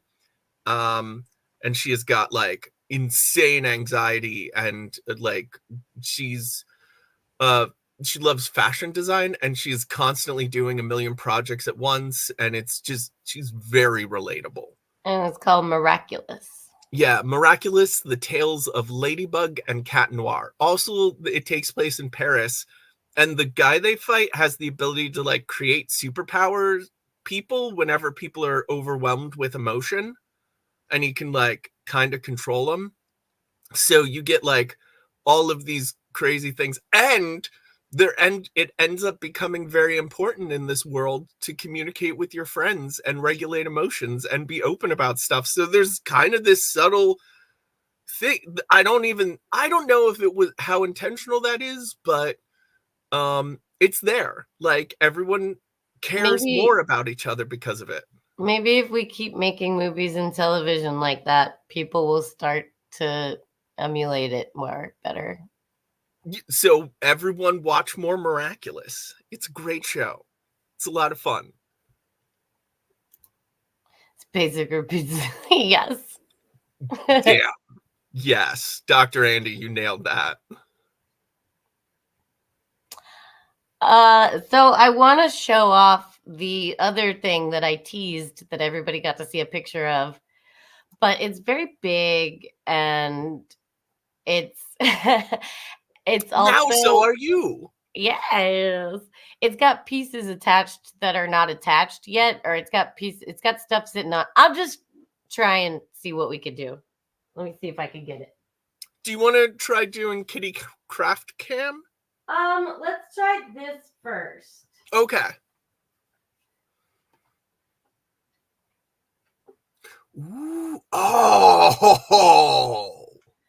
So, yeah, it's hard to. I can't really tilt it too much more, or else things will fall off. But that is looking incredible. Yeah. So I use silicone to make the like river thing. And all these little guys are going to get painted. These are not ready yet. And they're going to have gems and resin in them. Mm. And there's lots of UV elements too. There's UV and glow in the dark stuff on it. Oh, so like, does it feel really cool? The river, like, is Yeah. there like a textural component to that? Yeah, it doesn't have as much texture as I originally planned. I used I used something different from the silicone that I was planning on using, and it settled in a little bit, but it still has a little bit of texture and it is still cool to touch. And then I'm gonna put resin all over the beads, and that way you could they're not gonna fall off anymore. Oh, Mab, look, I'm making a whole bunch of stuff with this similar idea in mind. That's clay and various types of fabric and paint and glowy things and rhinestones and stuff. So here's a little island with a little mountain on it. And then I'm going to make just a whole bunch of little things that are going to have textures and glowy elements and fuzzy stuff. That is so cool. Yeah, so now I'm faced with the dilemma of how much of my crap do I take with me on the road? Because a lot of this comes out of me being like, okay, I have this pretty thing and I want to make something with it. Let me go get all these other things that go with it. And then there's always just stuff that the adhesives and painting supplies and oh, I need a popsicle stick to smooth this out. Just all the little things that you need to make stuff that's all over my house that I can't take all of it with me on the road. You like the painting one, Mab? Okay. Yeah, I'm going to make more different size painting ones and more big painting ones. We have a friend gave us a couple of canvases that are 4x6. Oh. So I kind of want to make a 4x6 one. That's pretty awesome. Yeah. That's going to be hard though. What am I going to use? Because I can't use the same tiny stuff I use because that's so much. I have to make bigger versions of all the stuff that I like to use. Or I had this idea for a checkerboard thing, but that seems too boring to put that much effort into. I should definitely make it way more fantastic. Yeah, the one nice thing about checkerboard, like a geometric design, is the tape can do all the work. Yeah. So it's tedious, but it's not skill required. Right. Or creativity. Do not deny her. The muse. I will give in to the muse. Brent calls the muse his wild hair. Actually, real quick, when you go on the road, is it usually you solo or are you usually with Brent? No, it's by myself, and then he'll come out and visit. But Brent is working on his Ren Fair costume right now because he's going to start trying to get booked at Ren Fairs, just so we can spend more time together, and because Ren Fairs are awesome. He's got all these cool fabrics, and he's working on a hat right now. I'm going to see if I can find it, and I'm going to show off Brent's crafts as well. We were just talking about hats earlier. This is so on topic. Awesome. That I guess it's hat day. Which is, hat day is always a good day. For me, at least. No, everyone loves hat day. It's Rex Manning Day. Nobody can be sad on Rex Manning Day. So I will say I did have another option for the mouse, the rat last night. I had this little animal nose Which, yeah, and second thought, maybe I should have gone with this one and made rat faces. That would have been more fun. Next time I'm a rat. But I'll tell you what, I thought about grabbing this and then I didn't know where I put it, and I found the bigger mask first. So Now I No want to put on a mask. I don't have anything near me though. no regrets. No regrets. No regrets.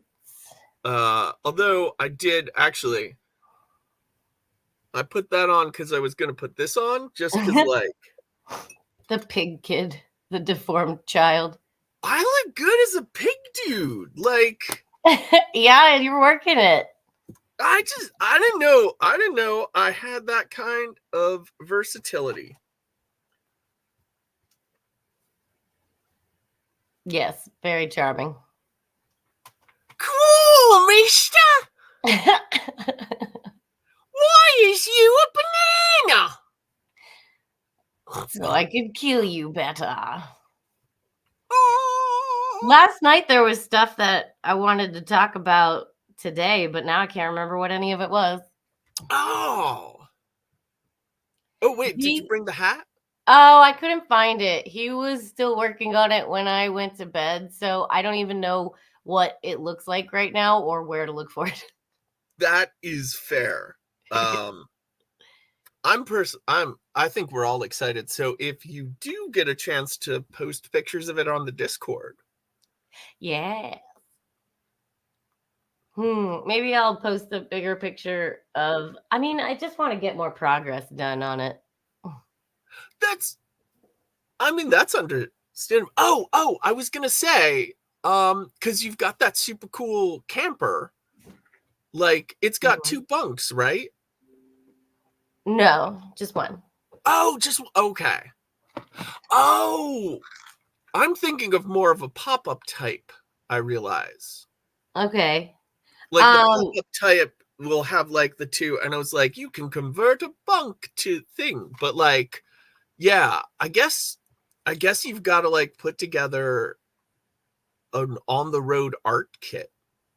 Yeah, I brought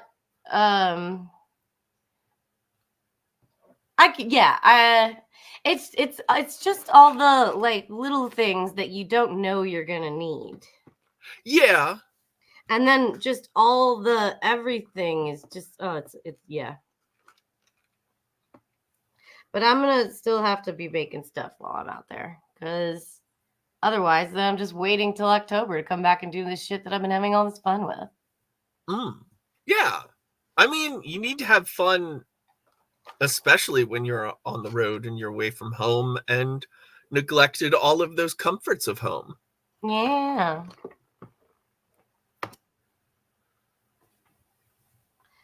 Oh, these little thingies are going to be so cool. And then I'm going to have so many of them. And I'm going to be like, oh, someone should host my shit in an art gallery. Because that's how that works, right?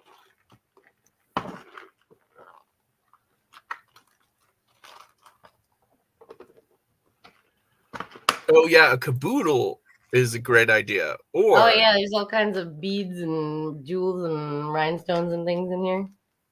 Or if you want to pay less, a tackle box. Oh, caboodles. He's talking about a caboodle. I thought you were talking about the thing I was looking through because it was kind of like a caboodle. Oh, everything along those lines is great. I love caboodles, tackle boxes, because that was like a little tackle organizer craft thing. I have a problem when I go past like any little organizer on sale. Mm-hmm. Because they just all look so promising. And I'm like, this is the one that'll fix me. Yeah. Once I have this one, then everything will fall into place. Yeah, like this is the one that I'm just going to open it and I'm going to know what to put in it. And I'm not going to put it on the stack of other similar products that I have accumulated over the years. When I open this one, God will shine forth and organize all of my things for me. But in the store, it looks like it's like this organizes itself. This is what I've been missing. There was a TikTok trend going around that was about that, and I can't remember how it went, but it was basically that same thing. Like, it's a bunch of people showing off one organizing thing, and then there's like, it's the same audio, and then they throw that at a pile of other organized, disorganized organizers. Yeah. Also journals. Oh yeah. And I've never journaled. I want to. I tried to. It just turns into doodles and then I forget about it. Yeah. Doodles, doodles, doodles, empty. I have to say I've been much more satisfied since I like to keep index cards around all the time. So that like if I need to do a doodle or an idea, I put it down on that and then I put it with a bunch of other ideas and doodles. And one day I'll do something with them. I swear. Yeah, Kara, I know that feel too.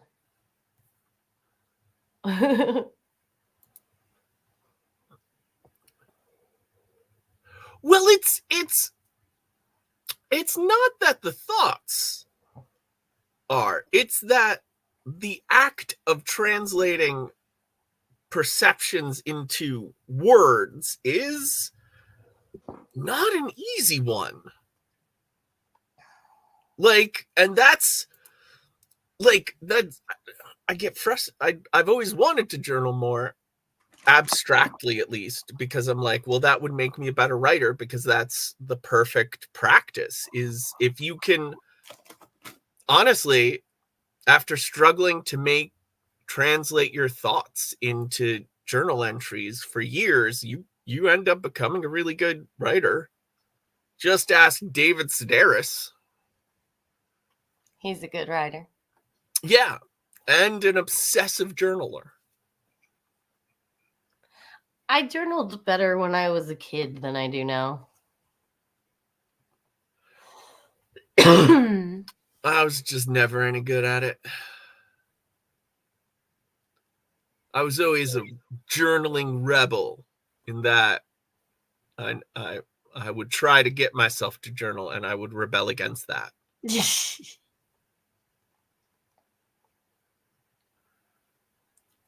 But I think the first step is to not read what you write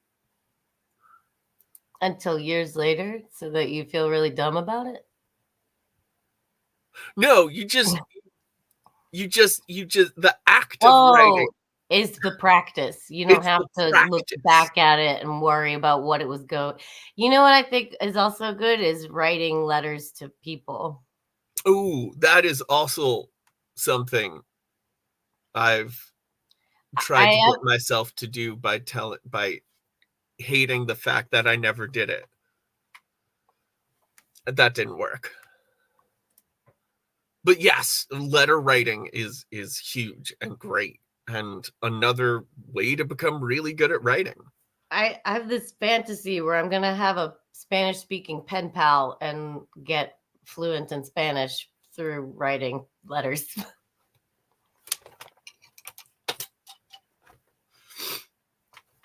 And good at writing. I want to finish this. What am I going to do to it? I don't know if I'm going to give it a gradient or some spots, maybe. Ooh. It looks nice as it is, but I feel like... I mean, either a gradient or spots would look really good. I like the thought of spots on that. Yeah, like blue spots that are more concentrated at the top and then kind of fade out. Like a spot gradient. Mm-hmm. Yeah. Roy Lichtenstein-y.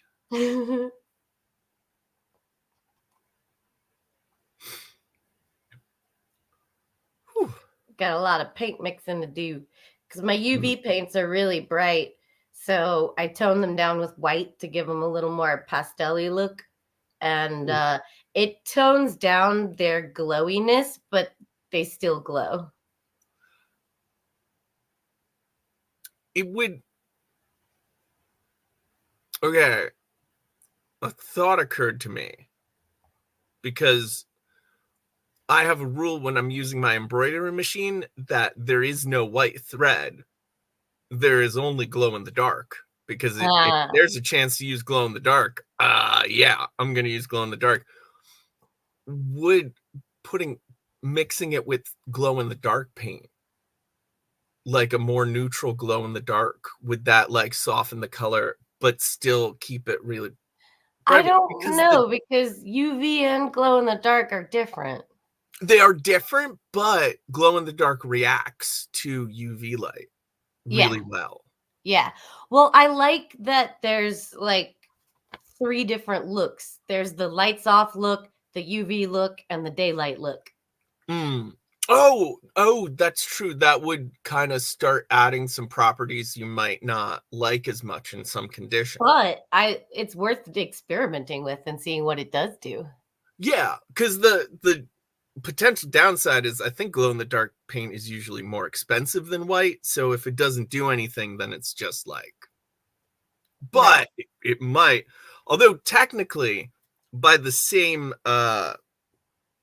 line of thought that made me think of that, using Tide should also work. So that seems like a bad idea. Yeah.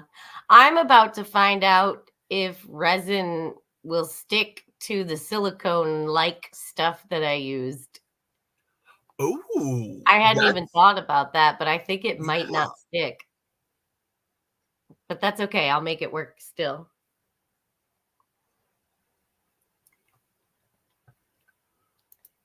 Commander Mark. I don't know Secret City. Mm-mm. Are you telling us about a new show we're gonna be into now? How do you watch PBS? I watch PBS on YouTube. You should be able to watch it online for free because it's free. I think, I think the proper way to do it is to go to the website for your local PBS. Like, I think, Okay. Yeah, I don't really know. I haven't looked that into it. Oh, the last time I looked into, there was they did a series on immersive theater that I'd heard about and I wanted to check out because I know a lot of people that do the whole immersive thing. Mm-hmm. Of course, I also know a lot of people who do Renaissance festivals, and I don't think I'll be watching that show. Oh my God. Yeah, I don't think I could bring myself to watch it. I haven't seen even a still or an image or any. I have just heard people like in random comment sections on Twitter, things like that, people talking about the drama. I heard it was mostly about shit that goes on in the office, which how do you make a whole show about that? That sounds really boring. But I know that guy is a loony, so maybe it works. The first time I saw someone share it, they said, "We have our own Tiger King." And I was like, "What?" And then I saw what they were talking about. I was like, "Okay, yeah, that is what that is." Yeah.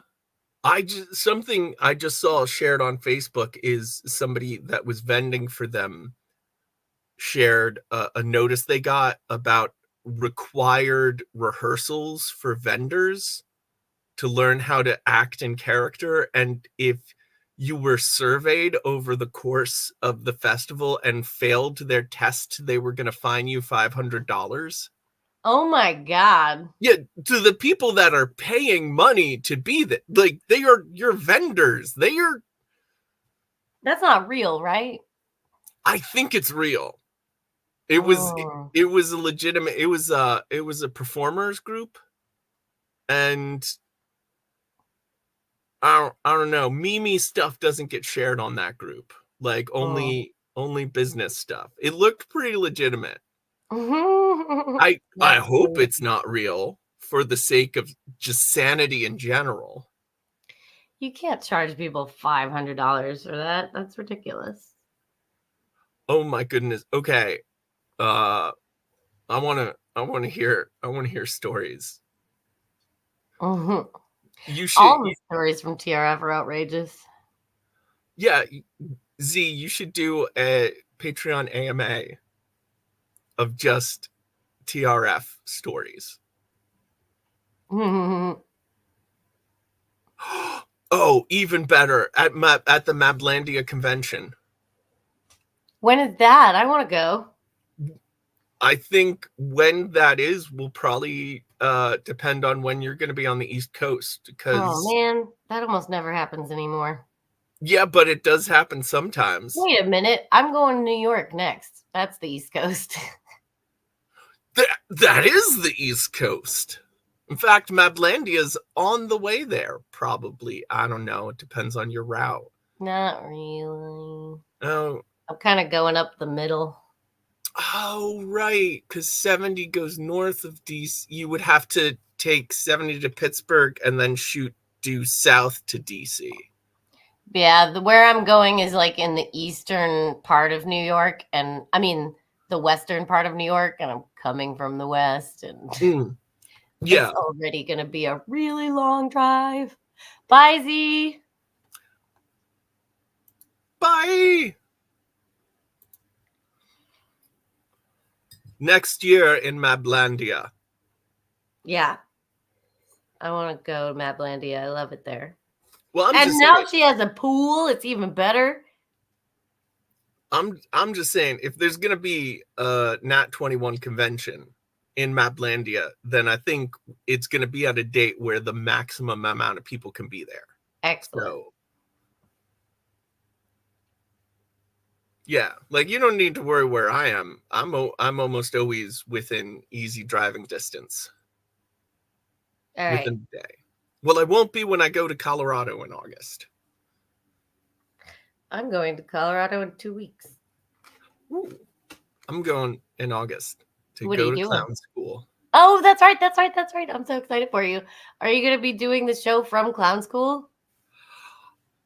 I don't think I can. Oh, you're going to be like doing clown school. Yeah, I think it's gonna overlap entirely. Yeah. I might do the thing where sometimes when Shoshi's working, I'll send her the link and she'll like join when she has a break just on her phone. Mm-hmm. I will absolutely do that. Nice. Crafting with the crew from In Mab's pool. Yeah, we can make pool toys. We can do basket weaving. Hey! Oh, everybody always jokes about it, but nobody ever does it. We can actually do underwater basket weaving. Yeah. And there's a really good reason to do underwater basket. The reeds are so pliable. Mm-hmm. They never dry out. All right. It's a plan. I don't know much about weaving, so my thing is going to be terrible, but That's I'm okay. still going to try. That's all that matters. It's like 2:30, Kitty. Oh my gosh, it's time already. Yeah, today like went really quickly for me. A lot of chatting, yeah. Yeah. Plus there was we didn't get a lot of chance to talk about it with you, but right at the beginning everyone was still pretty pumped from the show last night. I know, I forgot all the things that I wanted to talk about. But yeah, there was murder. There was, it was so, you were amazing. Oh, you were. What were we gonna do without you? I wouldn't have had anyone to kill. I've never died that much in a show before, and Oh, I imagine you're gonna do it some more next week, huh? Well, Oh, no, you're not. we'll see if I die or not next week. This is going to be so interesting. That, I believe, is the whole question of next week. Oh, wait. Oh, I almost forgot to do a thing. I'm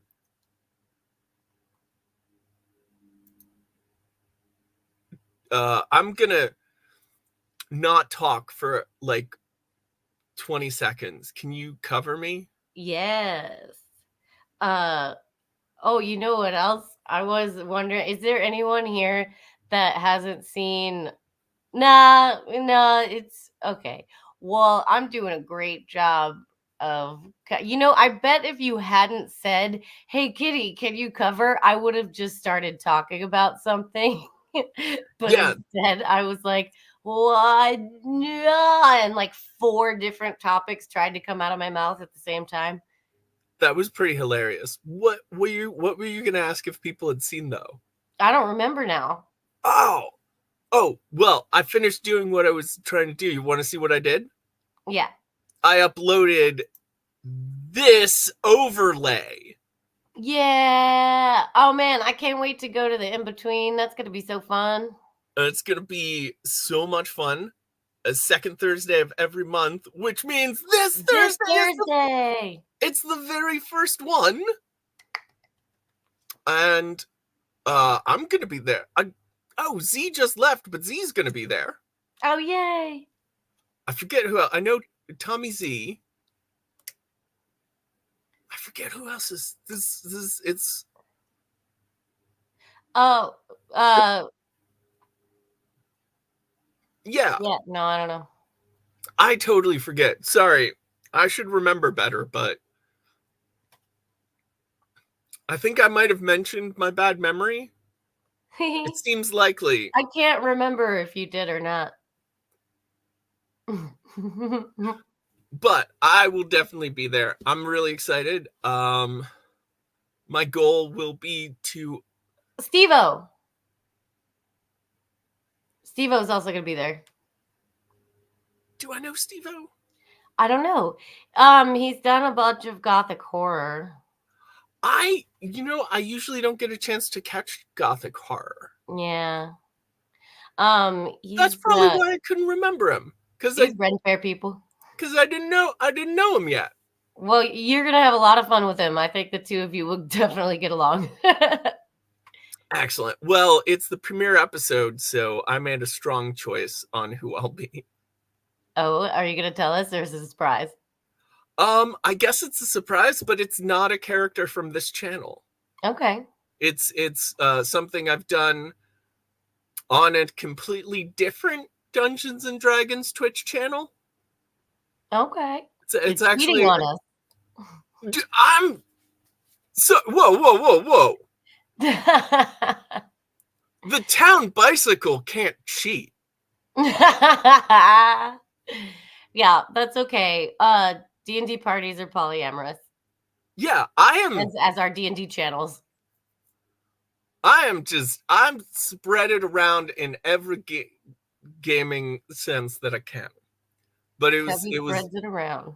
I don't imagine anyone's familiar with Slayer Case, but he's a great DM. That's a great name though. Yeah, nice, really great guy. Like it was a great experience. You always expect someone named Slayer to be a real sweetheart. Those like really tough names, that's who ends up being like the teddy bears. Yeah. It's like an inverse of Boy Named Sue. Yeah.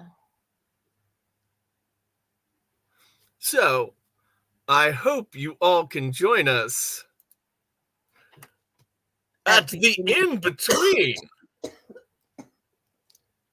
I almost said it with you. And then I choked on nothing. Okay, we're gonna do it this time. We're gonna get this. Okay. So, I hope we'll see you all at the in-between.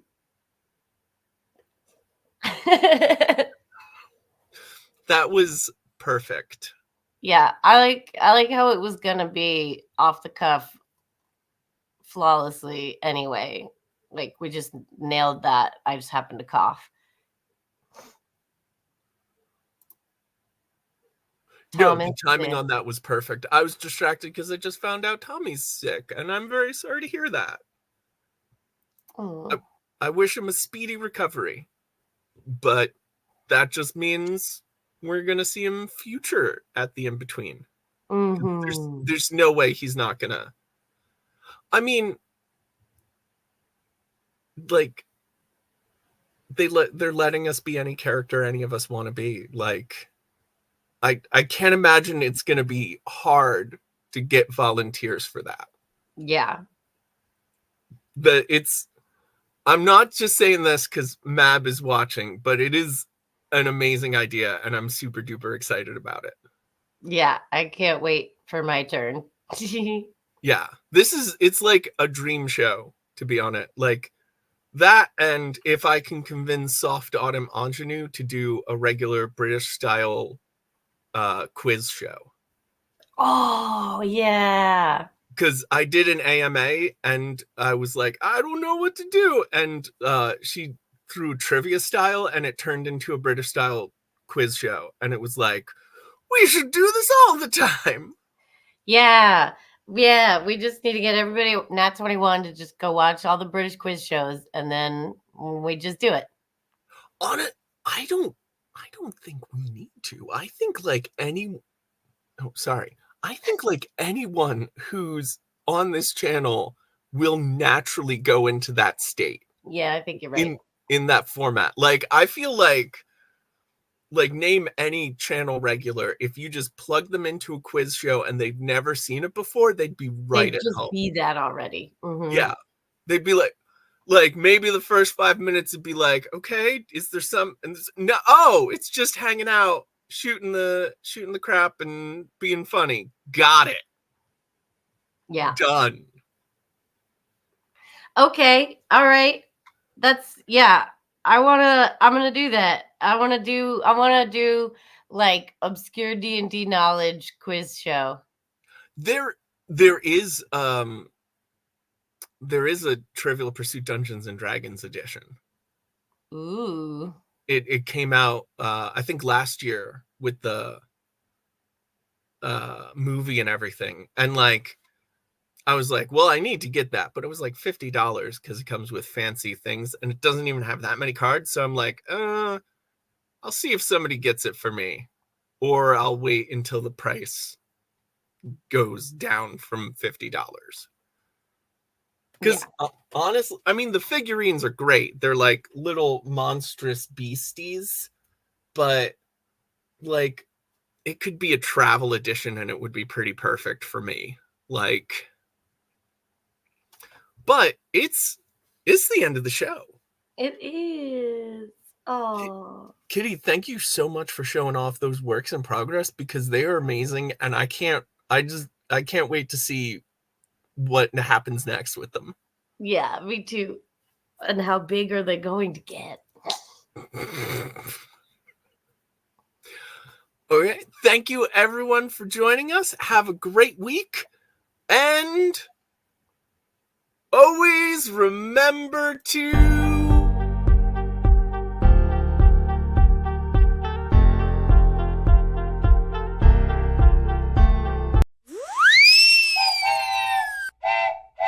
crafting, crafting with Joshi and Cubby.